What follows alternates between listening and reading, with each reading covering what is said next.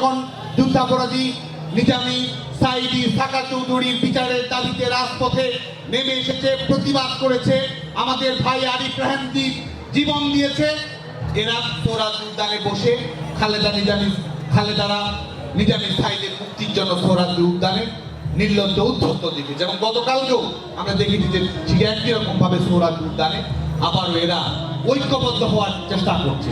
এটি আসলে সন্ত্রাসীদের একটি গেট টুগেদার, এটি আসলে সন্ত্রাসীদের ঐক্যবদ্ধ করার একটি প্রচেষ্টা, এটি আসলে বাংলাদেশের শিক্ষার্থীদের উপরে আঘাত করার একটি প্রচেষ্টা। যে কারণে আজকে আমরা শামসুন নাহার নির্যাতন দিবস স্মরণে আমরা শিক্ষার্থীরা এখানে সমবেত হয়েছি। আজকে আমাদের নতুন করে শপথ গ্রহণ করতে হবে, যাদের বিরুদ্ধে আমরা লড়াই করেছি, যাদের বিরুদ্ধে সংগ্রাম করে রাষ্ট্র ক্ষমতায় থাকা সত্ত্বেও এই ঢাকা বিশ্ববিদ্যালয়কে মুক্তাঞ্চল ঘোষণা করে তৎকালীন বিএনপি জামায়াত সরকারের মদতপুষ্ট উপাচার্যের পদত্যাগ করতে বাধ্য করেছি, প্রক্টরকে পদত্যাগ করতে আমরা বাধ্য করেছি। কিন্তু এদের ষড়যন্ত্র এখনো শেষ হয়নি, এদের লজ্জার কোনো সীমা পরিসীমা নেই। যে কারণে আবারও 27 তারিখে আজকে এখানে মহাসমাবেশ ঘোষণা করেছে। মহাসমাবেশ ঘোষণা করার মাধ্যমে আসলে আবারও সন্ত্রাসের বিকেন্দ্রীকরণ করাবে। গোটা বাংলাদেশের শিক্ষা প্রতিষ্ঠানগুলোতে তারা আক্রমণ করবে, নির্যাতন নিষ্পেষণ তারা চালিয়ে আসবে। কিন্তু এটি মনে করার কোনো কারণ নেই। আমরা বিনয়ী হতে পারি, আমরা নৈতিকতার শক্তিতে বলিয়ান হতে পারি, কিন্তু আপনাদের একপাক্ষিক সন্ত্রাসের ঘোষণা বাংলাদেশের ছাত্র সমাজ চেয়ে চেয়ে দেখবে, এটি মনে করার কোনো কারণ নেই। আজকে শামসুন নাহার নির্যাতন দিবস থেকে আমরা নতুন করে প্রতিরোধ দিবসের সূচনা করছি এবং এদের চূড়ান্ত পরাজয় নিশ্চিত না করার পর্যন্ত বাংলাদেশের ছাত্র সমাজ ঘরে ফিরবে না, শিক্ষা প্রতিষ্ঠানে ফিরবে না।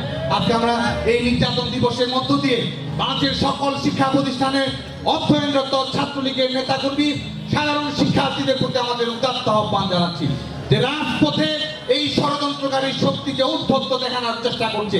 রাজপথে তাদের উপস্থিতি মানেই আমাদের বোনেদের, রাজপথে এদের উপস্থিতি মানেই আমাদের ভাইদের নিরাপত্তা নিয়ে শিক্ষিত হওয়ার পর্যাপ্ত সুযোগ রয়েছে। যে কারণে আগামী দিনে রাজপথের নিরঙ্কুশ নিয়ন্ত্রণ বাংলাদেশ ছাত্রলীগের নেতাকর্মীদের রাখতে হবে। রাজপথ বাংলাদেশ ছাত্রলীগের রাজপথ বাংলাদেশ ছাত্রলীগের দখলে রাখতে হবে এবং আমরা রাজপথে বিজয় নিশ্চিত করার মধ্য দিয়ে এবং এই সন্ত্রাসী রাজাকার বাহিনীর পুনর্বাসকদের পরাজয় নিশ্চিত করে আমরা যেন আগামী দিনে মাননীয় প্রধানমন্ত্রী বঙ্গবন্ধু দেশরত্ন শেখ হাসিনার নেতৃত্বে আমাদের যে শিক্ষাঙ্গনের নিরাপদ পরিবেশ, আমাদের যে শিক্ষাঙ্গনের লেখাপড়ার পরিবেশ, সেটি যেন আমরা অক্ষুণ্ণ রাখতে পারি।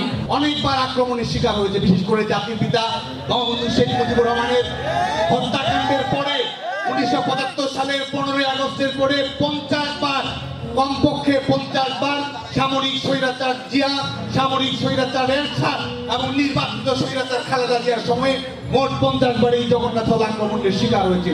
1996 সালের 31 জানুয়ারি সেই সময়ের তৎকালীন প্রধানমন্ত্রী খালেদা জিয়া এই বাংলা একাডেমি প্রাঙ্গণে বই মেলা যখন উদ্বোধন করতে আসেন, গোটা বাংলাদেশের মানুষ যখন মাননীয় প্রধানমন্ত্রী বঙ্গবন্ধু দেশরত্ন শেখ হাসিনা তৎকালীন বিরোধী দলীয় নেতা তার নেতৃত্বে ঐক্যবদ্ধ হয়েছিল, গণমানুষের মুক্তির আন্দোলনে সামিল হয়েছিল, ভোট এবং ভাতের অধিকার আদায়ের আন্দোলনে সামিল হয়েছিল।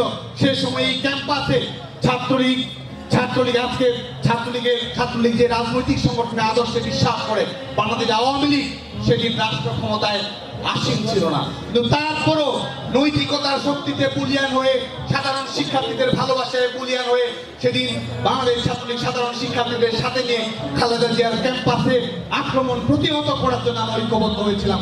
সেদিন 96 সালের 31 জানুয়ারি এই হলের অভ্যন্তরে ঢুকে পুলিশ, ছাত্রদল সহ সমস্ত সন্ত্রাসীরা ঢুকে রুমে গিয়ে পায়খানাদার বাহিনীর পৈশাচিক কায়দায় আমাদের শিক্ষার্থীদের উপরে আঘাত করেছিল এবং সেদিন ছাত্রলীগের নেতাকর্মীরা রুখে দাঁড়িয়েছিল।